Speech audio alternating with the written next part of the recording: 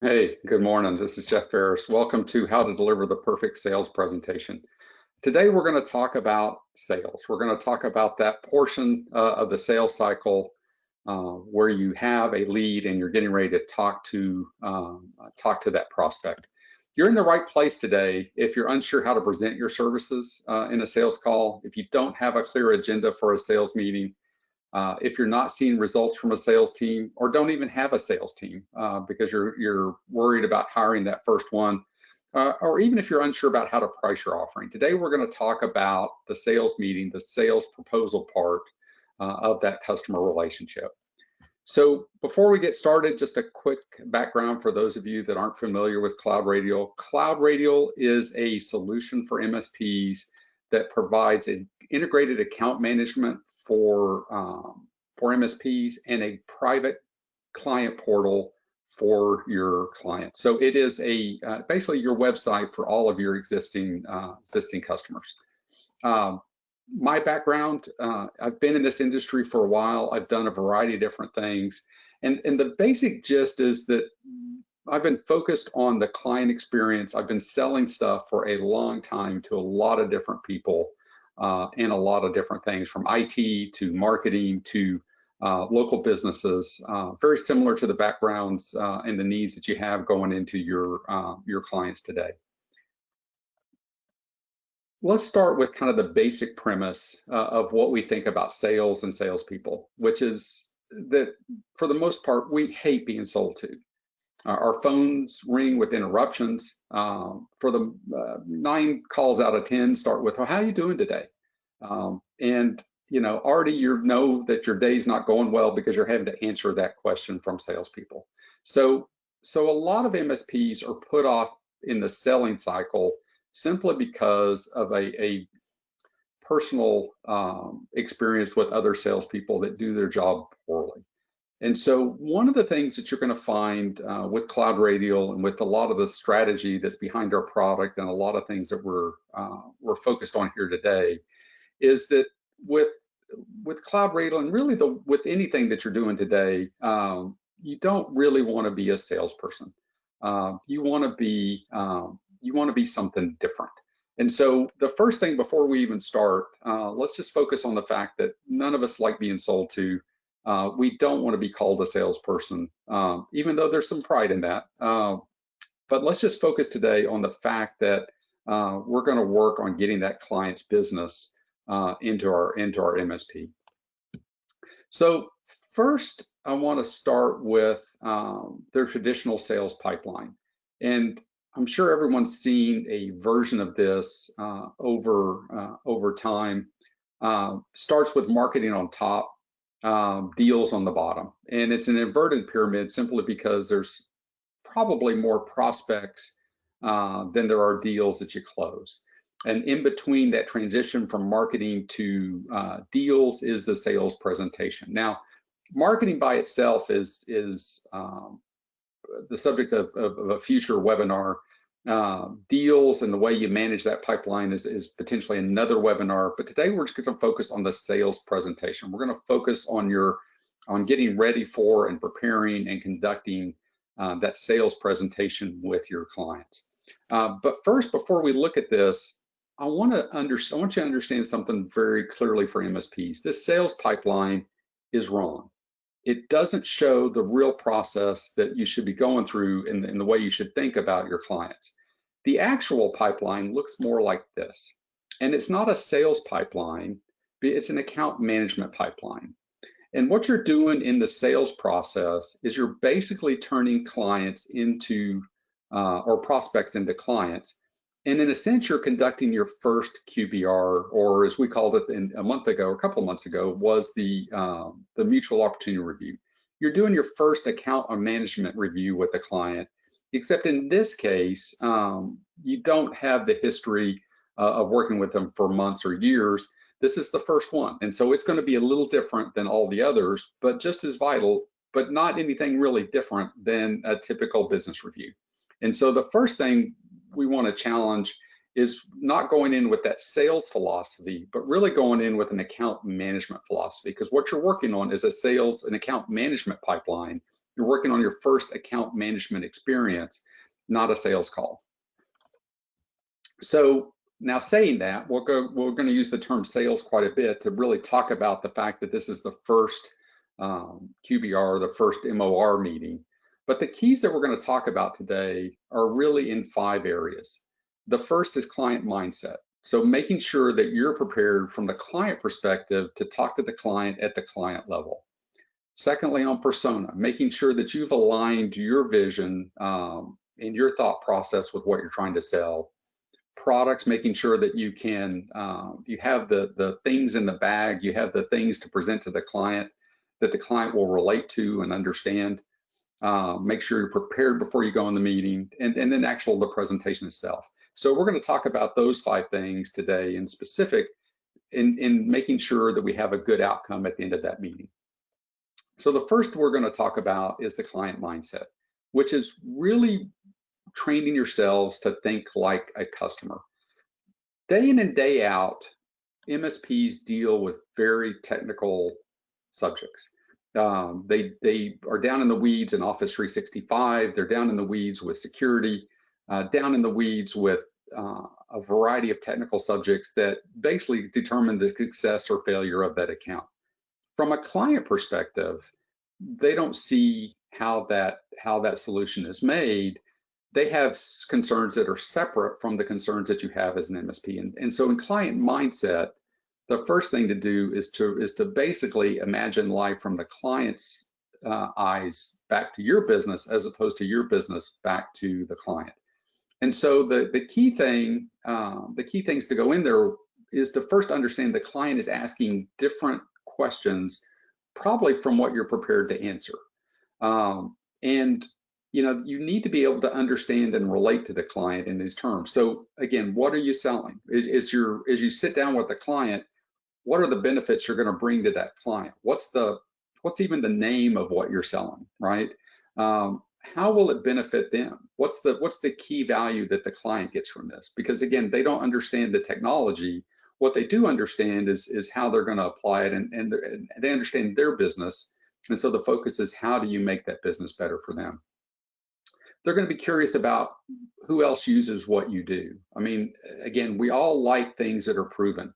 We all like to buy things not as the guinea pigs, but we all like to buy things that are proven in the marketplace and that we're not the learning curve on.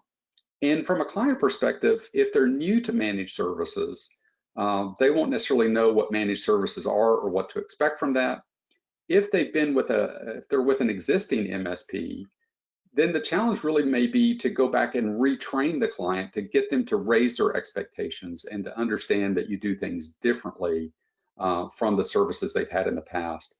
And lastly, the client, and this is the personal side, we always see sales as a logical effort, when really sales is actually about personal success. So again, at the bottom of every transaction, or the thing that drives everything, is the client's need to feel good about what they just did. It's like buying the laptop and then using it for a week and going like, I made the right choice, right? There's nothing better than knowing that you made the right investment of your time and money and made a smart decision. And what we all see with our own equipment, what we all see with our own needs, we want to deliver for that client as well.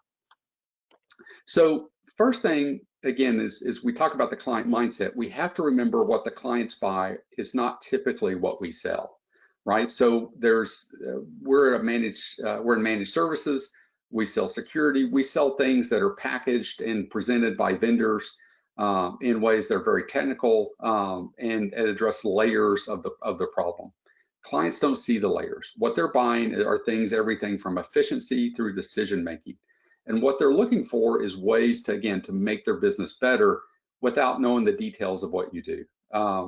There are many businesses where we don't understand, whether it's, for example, in medicine, we don't understand how the doctors arrive at the decisions they make when we go in for an exam.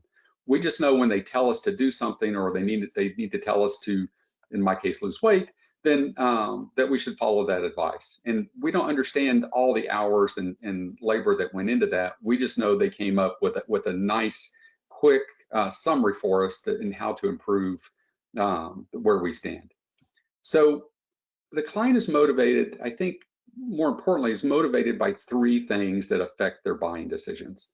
The first is fears. And a lot of the traditional MSP sales literature will have you focus on the fears of the client, the ransomware attacks, the threats, the phishing attacks. Those are the fears that a business could be, it may go under if something bad happens to them. And fears is one sales tool, but it's actually not the strongest sales tool. We have fears all the time. We have fears that our house may burn down, and so we buy insurance for that. But at the same time, too, we don't think about insurance as being a strategic investment for our business. We do not think about insurance as being a way to change and enable us to do new and better things. So fear is one thing, and it is a component of the MSP sales cycle, but it's not necessarily the most powerful. Secondly is wants. You know, the idea that I want my business to grow and expand. Once I get past the prospect of fear that my business may go under, now I start focusing on how my business may thrive. And so the wants of a business owner or a decision maker become paramount. And so how will my business grow? How will it achieve my goals with this offering? And then lastly, ego. And ego is actually maybe the strongest of the three client motivations. And it's the same thing we experience all the time. We want to look like heroes, either to our friends, to our family, to our coworkers. And we also want to feel smart about what we did. So the day of reckoning, again, whether it's a laptop, a car, there's nothing better than, again, having made a purchase and a month later realizing that you made the right purchase. And that's true in those endeavors. It's just as important when a client buys managed services, they feel good about that transaction a month later. So when we talk about the account management experience, when we talk about the sales experience, what we're really doing is making sure the client has a positive attitude, and in that first month, even after the deal's done, is perhaps just as important as the sales cycle itself. So the next thing I want to get into is the MSP persona. And after talking to hundreds of MSPs, what's become clear is that there's like the left brain and the right brain of an MSP. There's the service side of the business, and there's the advisor side. And they turn out to be very different. In the service side, the things that people equate with service are very transactional.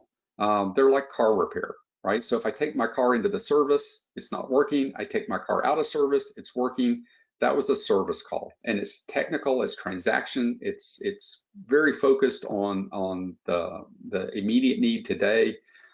There's a charge for that service, and it has its own vocabulary. You know, in the case of the car, we replaced the pin in the transmission, and now it's working, and that will be $850. Again, it's about the service. From an advisor standpoint, advisor is a different way to present to the client. It's about experience. It's about outcomes and consultation. It's about the client vocabulary. If you're consulting or advising on matters related to manufacturing, it's going to be related to how that business can thrive in their manufacturing sector. The best thing about the advisory role is it improves with time. So the longer you're an advisor with the client, the more you know about the client, and the stronger that advisory relationship. Service and product are the ways that those can be manifested. So in a service deliverable, it's about labor and time. And 5 years ago, maybe even 5 years ago, and certainly before that, the managed services experience was about labor and about cost reduction. So it was about delivering people to a company for less cost than they could do it with IT or internal IT. So it was about a labor or a time savings.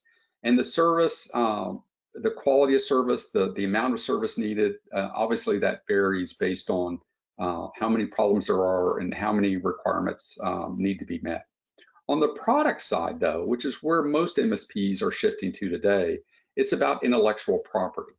And with intellectual property, MSPs are basically taking what's off-the-shelf solutions like Office 365 and turning that into something that's very workable for clients, something that's consistent, explainable, tangible, clear benefits. I mean, those are all key words in the ability to deliver a product, and the product encapsulates that intellectual property.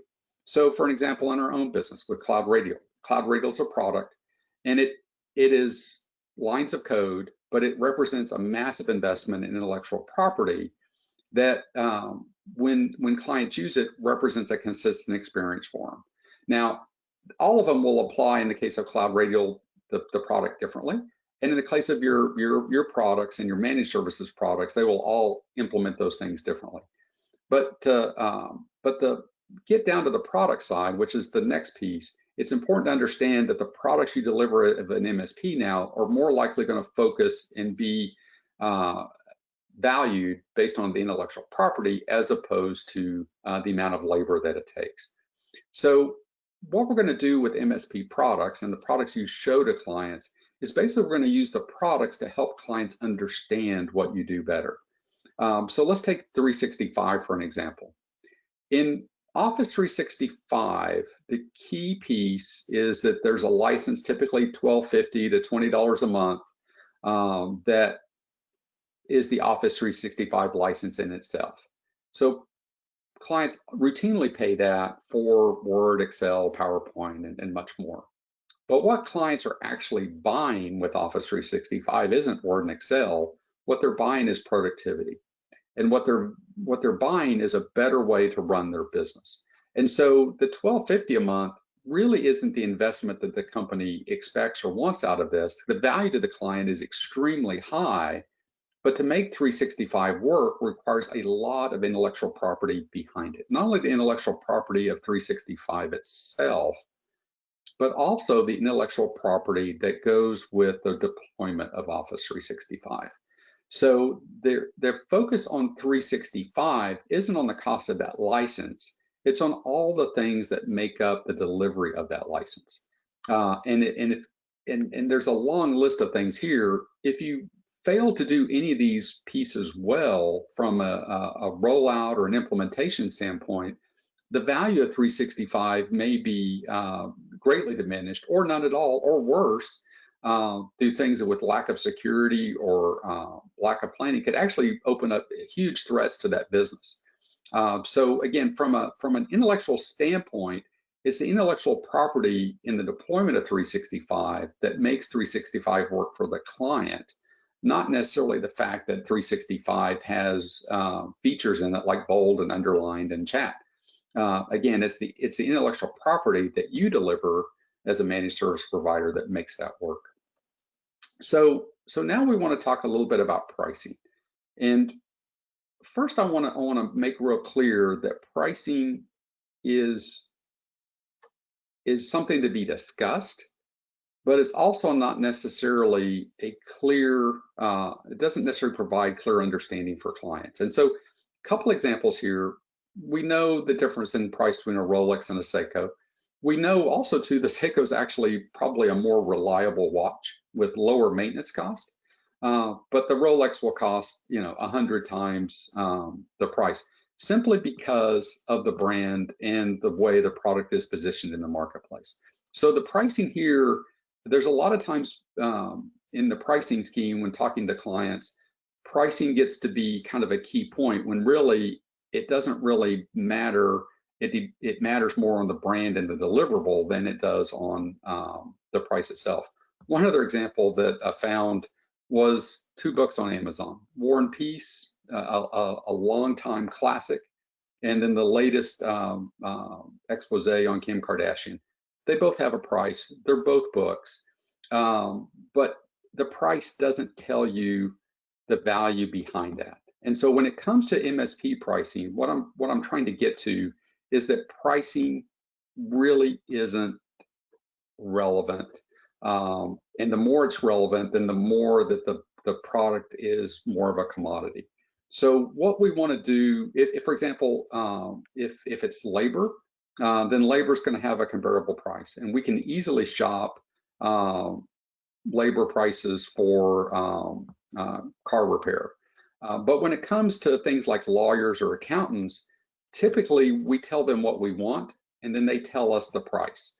And so pricing is based not necessarily so much, if it's done correctly, pricing isn't as relevant in the discussion, because what we're going to do is use the understanding of pricing to make sure that what we're selling in the marketplace is not comparable to what other people are selling in the marketplace. So the bottom line with pricing is the more similar the items, the more comparable the price. The more similar the items also to, the lower the margin on those items. Labor is replaceable. We've all lost staff members who've moved on, and we've replaced those people. We have all seen tradespeople come and go. We know that labor is replaceable. Intellectual property is unique. And the stronger the intellectual property is, the more unique it is. So in the case of an attorney, for example, we all know, or at least for those that have seen multiple sides of the court system, what you'll know is the quality of the attorney can matter greatly in the outcome. And so intellectual property is strongly based on value, whereas labor is strongly based on hours. And so the more intellectual property that's perceived in what you deliver, the more intellectual property that the client sees is unique to you, the more value potentially that you can obtain from that client. The more labor or more labor intensive it is, then the less the value to the client. So again, intellectual property is the strongest element. Labor is one element, but even when you can add intellectual property to the labor element, you're going to improve the value of that price. So now let's talk about the preparation. So in this sales presentation, again, we've skipped over a lot of steps in how we get there. So it could have been a word of mouth referral. It could have been a website referral. It could have been an AdWords referral. But basically, we've been invited in to talk to the client, and now we need our preparation. The first thing we're going to do before even getting that meeting is we're going to do our homework. And it's amazing to me in interviews I've conducted with potential employees how some prospects show up and don't even know the business they're applying to. So if an employee walks in the door, or a potential employee walks in the door and asks me what my business is about, I know they haven't done their homework. I know that they haven't done the prep work to get there. If an employee asks me questions about what they saw on my website, what they saw in my newsfeed, what they saw in my industry, now I know that they have interest and they are actually able to do the research to get going. So it's important before the meeting that you do the homework so that when you walk in, you are up to speed with that client and what that client's needs. Hopefully you know what that client is doing for their customers, and you know what their goals are for the business. Is it growth? Is it efficiency? Is it, in the move to COVID now, is the ability to better manage a remote workforce? And from all of that research, you need to start having ideas right away about how you can make them better and how you're going to help them, again, address their core requirements. But again, when you walk in the door, you'd like to be fully prepared before you talk to the client so that you can talk to the client about them rather than being stuck about talking about you. Lastly, you want to make sure that you have the right products.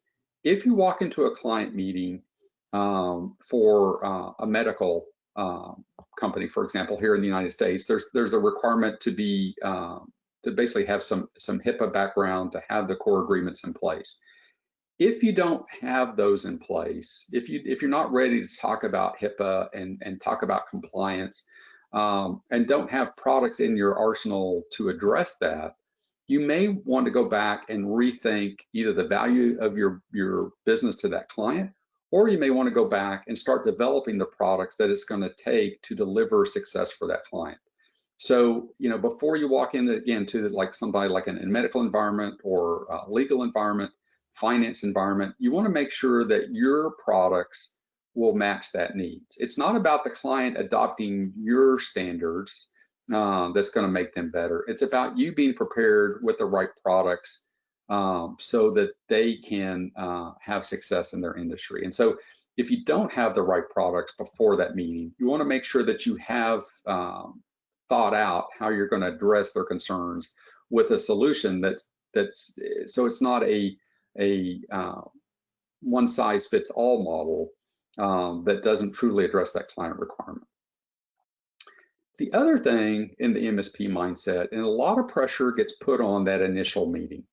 And MSPs, and myself included, I mean, everybody makes this is they believe that every sales meeting is the only chance they're going to have to win over that customer.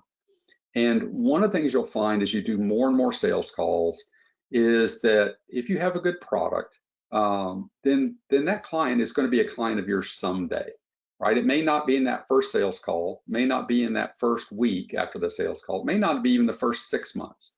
But if you have a good product and you maintain that relationship over time, that client will be a client of yours someday. So first thing you do when you walk into that meeting is you take the pressure off to close or get a deal or get a transaction or a next step even in that meeting. Not that those aren't good things to achieve, but they're not really the goal. Sales is a multi-step process and is going to require multiple touches with that client to whether that's phone, email, in-person visits to achieve that desired outcome. But the first thing you have to do is you have to take the pressure off yourself in that first call to get a positive result. So you also have to go in with the mindset that you can truly make their business better, right? Again, when you walk in with the mindset that that client can truly make your business better, right? You're already starting behind the curve, right? So you're also putting pressure on yourself financially. So when you're making that pitch to a big client, maybe a client bigger than you've had before, you know the value that that client would bring to you. You know the monetary advantages it would have to have a larger client in the mix. But if you go in with that attitude, the client's going to see that.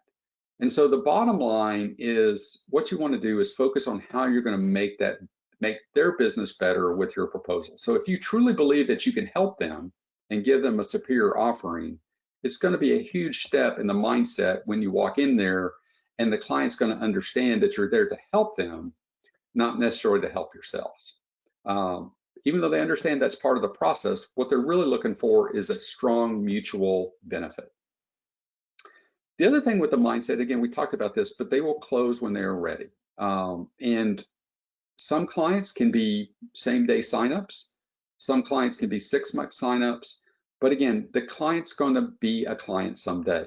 And again, the close sometimes isn't even the most important part, or sometimes it's the anticlimactic part, because if you've worked them right throughout the process, especially with that account management mentality, it's just a different step on the account management ladder. So again, from an MSP mindset, we want to be sure that we're focused on the client mindset. And we also want, through everything that we do, especially the account management, we're showing them the kind of service they can expect from us. So if you don't listen in the sales meeting, you're not going to listen when they're a client. If you talk about your problems or your payroll, they know that that's going to be your primary concern going forward. If you talk about technology, maybe technology things they don't truly understand, they're going to know that maybe they're never going to understand you throughout the cycle. So again, what you're doing in that first sales call, again, and really it's the first account, again, go back to this, it's the first account management meeting. You're starting to show them what they can expect from you in future communications and actions. So it's very important in this whole process to focus on the kind of service that you're going to deliver and set those expectations early by example, as opposed to by bullet point. So it's very easy to put together a PowerPoint that says, hey, we're client focused, we're timely, we're responsive, and we're there to become your trusted advisor. But if you don't show that in your interactions in those first few meetings, they're not going to buy into the bullet points.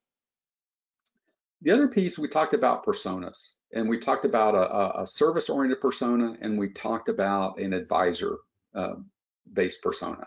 And it's important to look at those two things and make sure that when you walk in there, that your appearance, not necessarily physically, but your web, your collateral, that all of that matches, your lead, your presentation. So if you're going to walk in, we see this a lot too. You're going to walk in to be the trusted advisor.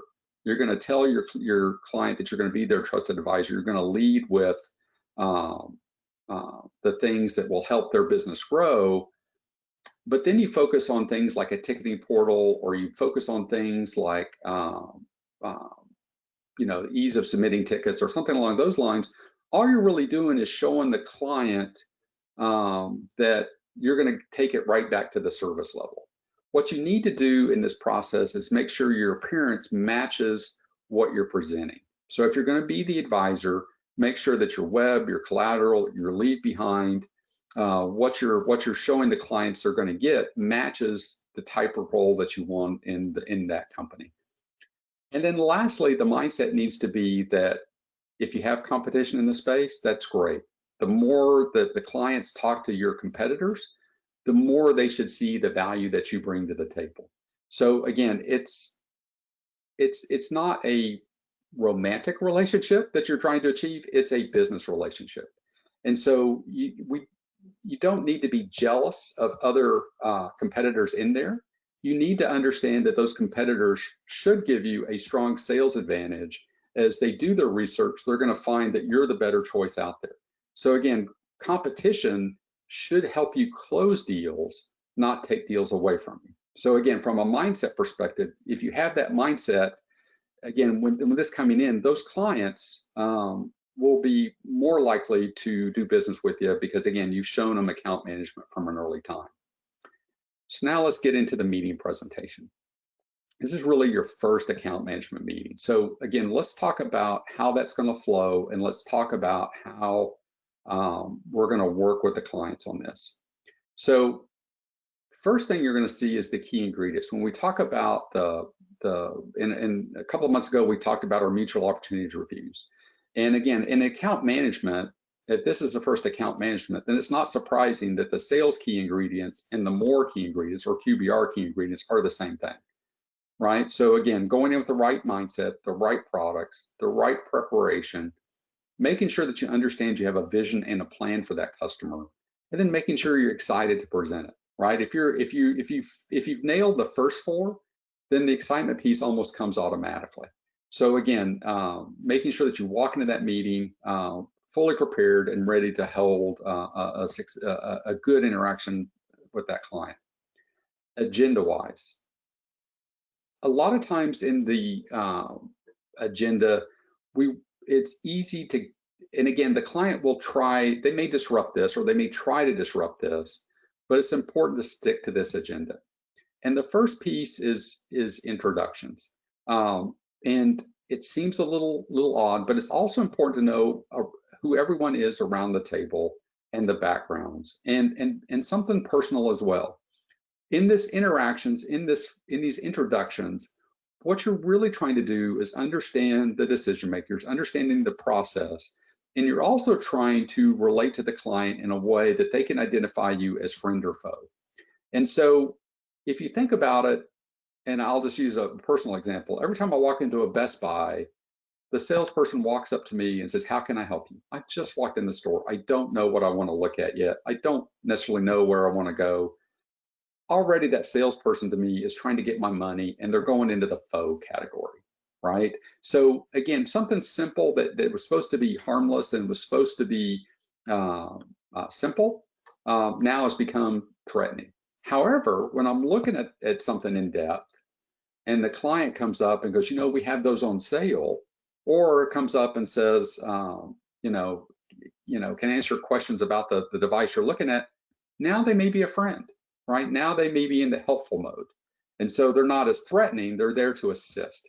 And it's a subtle distinction, but what you're trying to do with these introductions is make sure that people relate to you as a person, make sure they relate to you as an individual, and understand that that you represent the organization. And if you're personable and available, then they're going to see that throughout the organization as well. After you get through the introductions piece, the next part is really what I would call guided listening, which is basically what you're going to do is let them tell you why you need to manage their account, right? So you're walking in, you've done your research, you understand their business, and what you're going to try to do is get them to give you their own SWOT analysis: strengths, weaknesses, opportunities, and threats. Now, a lot of clients may push back on that and just say, look, I don't care. I don't want to talk about me. I just want to hear from you. What you have to do is guide them into this process. If the client tries to disrupt this, you can tell that there's going to be a challenge here right away, because again, the whole process here is to become their trusted advisor, not the service rep. So if you're going through the guided listening, you need this process to really understand from the client to validate the theories or the things that you observed in the preparation side. So again, if they don't start off right away to give you a nice orderly SWOT analysis, what you're going to do is use that preparation to guide that listening to get the things you need from the client to better understand what their true needs are in that organization. So again, this guided listening, people sometimes will want to, or clients especially, will try to circumvent this, but your job in that sales presentation is to make sure that you get through this effectively, using your prep to overcome the slowness to talk, or maybe even simple one-word replies. If you're forearmed, you'll have the right list of questions. After the guided listening, the next step is to basically transition to confidence. And so now that you understand exactly what that client needs, now you also will start seeing exactly how you can help them. So what you're going to do is start the process by helping to explain to them how you help businesses like theirs. And you're going to apply the listenings from guided listening to basically tell them what they just told you, but in a positive, solution-oriented way. So if they told you that they're worried about risk from the internet, you're going to tell them how you're going to address that. If they told you they're worried about people working from home and not being able to work collaboratively, you're going to use that to address that. Basically, you're going to let them write your proposal for you to a large extent. And one of the mistakes that a lot of people walk into is they walk in with a very buttoned up PowerPoint. And the PowerPoint presumes to know what the client's going to ask for when you get there. Sometimes it's much better to go in with illustrations or slides as opposed to a PowerPoint. So now what you can do in the guided listening phase, learn how to sell to them, learn how to communicate to them, learn how to overcome their objections, and then when you go to this phase of how to help them, all you're doing is just feeding back what they told you. So again, it's important in this process, if you go in with a standard PowerPoint, you're going to miss the opportunities because it's going to prove you're not actually listening. If you've got a 20-page PowerPoint about your business and how successful it is and how many happy customers you have, now you've made it about you, it's not about the client, and you're starting to lose that trust and relationship. And then at the end of the agenda, you always want to have a next step. Now, the next step, based on everything you've heard to this point, can vary. So it could lead to an audit, an IT audit of their business, could lead to an evaluation of the business, could lead to further demonstrations, could lead to proposals. Again, what you want to do is to remember, you're not trying to close this account in this first sales call. What you're trying to do is just make sure that there's a good action step that you're going to use to build trust. So if you tell somebody that you're going to follow up with them on, I'm going to get you some literature on how to minimize phishing attacks and how we deal with that, then make sure when you get back to the office to send that to them right away. So again, what you're doing in those next steps is very important, that you're in the trust building phase. And so if you're confident, okay, so that's a big check mark, but the next thing they'll want to know is, are you trustworthy? And so make promises in those next steps, deliver on those next steps, and slowly and surely you'll win over their confidence that you can do exactly what you say you're going to do. So as you get in there too, there's going to be questions that come up, either phrased just like this, but more often a little different. And you need to make sure that you always have key answers for this client. Now, here's some general questions. Here's the 3 specific questions, which is, the first is, how are you going to save us money? Now, it may not be phrased exactly like that, but the core of that is a client needs to understand how your services are actually going to help them in the expense control department. The next question is, how are you going to help us make money, right? So again, if IT is done right, it becomes a driver of revenue for a business, not just an expense control issue. So again, if it's about their productivity and collaboration, more remote working, to maintain, to not miss a heartbeat while they're shifting from a work in office to work at home strategy, or not missing a beat when they're shifting from work at home back to work to office. Those are the things that an MSP can address. And I think those are important things for a client to assess, is not only is there a need here to make sure we don't have technology disruptions, but with the right provider, there's actually an opportunity here to actually make us more productive and therefore help us grow our revenues in our industry. And then lastly, how are you going to reduce our risk, right? Again, there's no client today that is unaware of ransomware or abuse. I mean, they shouldn't be that unaware. They shouldn't be unaware of phishing attacks.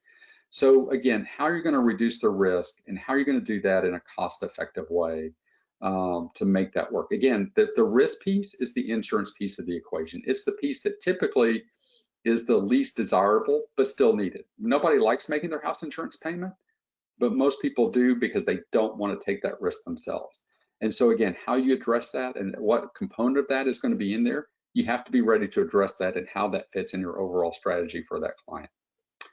You're going to talk to the needs of each attendee. One of the things in business is when you walk in, there may be one decision maker, but there's not necessarily this one decision process. And so the owner may be the one to that's going to write the check. It may be the one that actually has to approve the deal, but everybody around that table is going to have a say. And typically in those transactions, one person who doesn't feel the value or feels unsure about where they fit in the equation can scuttle the whole deal. And so as you're working the room, you want to make sure not to just to make eye contact with the owner and address, his or her concerns. You want to talk individually to each person around that table. Again, we've done the introduction, so we know what people do. And we can also ask them questions about things that they would want to see, things that they are afraid of, things that they've had problems with in the past, and address those concerns. So what you want to do is address the needs of each attendee. So again, when they talk to themselves after you leave, which they will, you want to make sure that they all talk in a positive way and they all see how you're going to interact with them in a great way. So again, don't focus on just the owner. It may be the office manager, it may be the IT staff, it may be an employee that actually will turn out having more say in the deal than you could ever imagine. So talk to each, make eye contact with each, and just assume that you need the buy-in of everybody around that table, not just the person who's the designated CEO or owner. Now, as you're starting to engage with those employees or that staff within the company, there are at least 4 different roles that you're going to have to address. And from a typical managed services environment where it's very focused on, or say traditional, let's go back to the word traditional, 5 years ago it was about labor. And so labor, we needed to be able to show how labor was going to interact with these different people. And mostly it was the same story every time. But today, with more stuff being in the cloud, with the opportunity to show off more, with more things going on behind the scenes, what we need to do is give each of the people around that table a clear sense of where they're going to fit and what they're going to have in their tool set. And so from an employee perspective, what you want to be able to do is show them how life will be simpler for them, right? There's nothing that seems simpler than submitting a ticket by email or phone. But we all know that those tickets often take more time to resolve because of incomplete information or lack of transparency or even lack of visibility into the process. So if you can deliver simplicity to employees so that they can easily get the services or the support they need, they can get the training they need, they can get the references they need, they're going to be very strong in being able to understand how life will improve with the new solution. So again, if it's focused on simplifying, email and phone calls, we need to show them exactly how it's going to be better and how it's actually going to save them more time by using the tools and processes you put in place. Things that, without tooting our own horn, the things that CloudRadial were exactly designed to address. The other thing we're going to do is we're going to show the office managers in IT how they get a process. Again, for them, they're managing not just, they have their own individual concerns as they would as an employee, but they also have concerns for the business overall, because again, they're the ones that have to answer to the owner or the CEO about how things are going to flow. And they need to understand what you're doing as well as you do sometimes so that they can communicate clearly. Because again, the first person that the CEO is going to ask or the president's going to ask in that company is typically the office manager or your point of contact. So if they're not prepared with an answer, they're not gonna appreciate what you're doing for them. And then lastly, for the owners, you want to be sure and deliver a plan to them so that they can understand kind of at a high level what you're doing and where you're taking their business. And so it's for each of these, they each have different concerns. They also have different needs, and they're all going to use the tools that you provide them in different ways for different purposes. And so it's important that each of these clients understand fully what the benefit is to them as you go forward. The last thing, and this is probably one of the key parts, is show them what the case studies look like. So make sure that you understand, again, if it's easy to kind of get into a pitch where now you've understood, you've talked to the client, and now you want to talk about your solution and your products more in depth. But the best way to show those is to show the before and after examples, to show clients what they're going to get before and after your solution. So, and the best way to do that is to use other companies you've worked with, show them the before and after picture, show them, maybe the problems they had before you arrived, how you had dealt with it, and where they're at today. That's the best testimonial you can have. Is somebody that, it's not somebody that says, hey, Acme did a great job, but Acme saved me money and made me money and reduced my risk. If you've got those core case studies down, then that's the best reference you can have. And then also the case studies make it about them, not about you. So everybody likes stories, everybody likes to hear stories. And the core thing in the process is to make sure that those case studies tell the story of your business that your clients can relate to. So again, what you're doing is telling them the products you offer, you're telling them the solutions you deliver. You're just doing it in a storytelling way that they can relate to, as opposed to a product list way that maybe they can't relate to.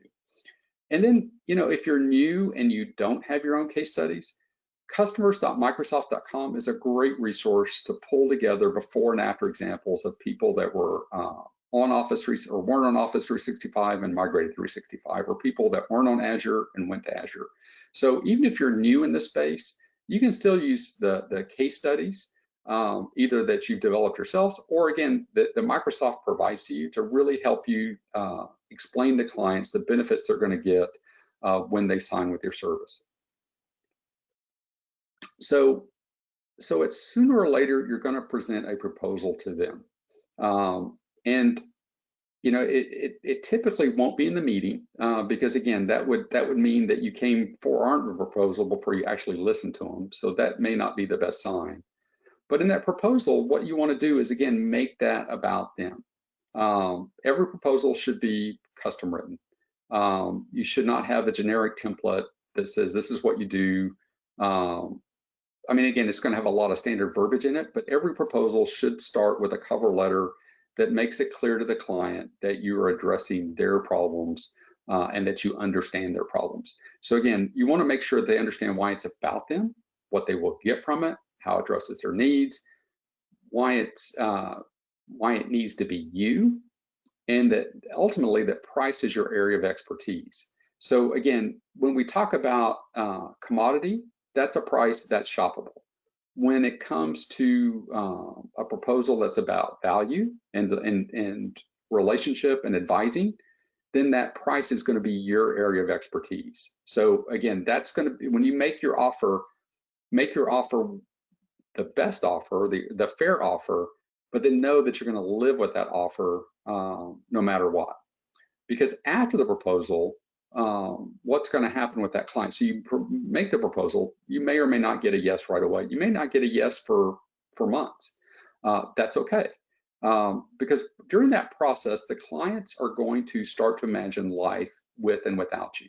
So before you showed up, the client, if they're calling their existing MSP or if they're doing it themselves, they understand once they, after you've presented to them an alternative view, the next time they get frustrated, they're going to think that maybe if they'd had you as an MSP, they wouldn't be frustrated.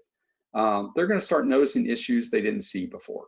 If you've ever shopped for cars, have you ever thought about buying a Volvo, for example? You never see, I mean, you typically never see a Volvo on the road unless you think about Volvos, and then you'll be surprised at how many that you see. And that basically becomes a filter bias. So again, we see so many cars during the day, we don't notice them. But once we think about a specific brand, we can't help but notice them. And it's the same thing in the problems with the client. So they're going to start noticing issues they didn't have before.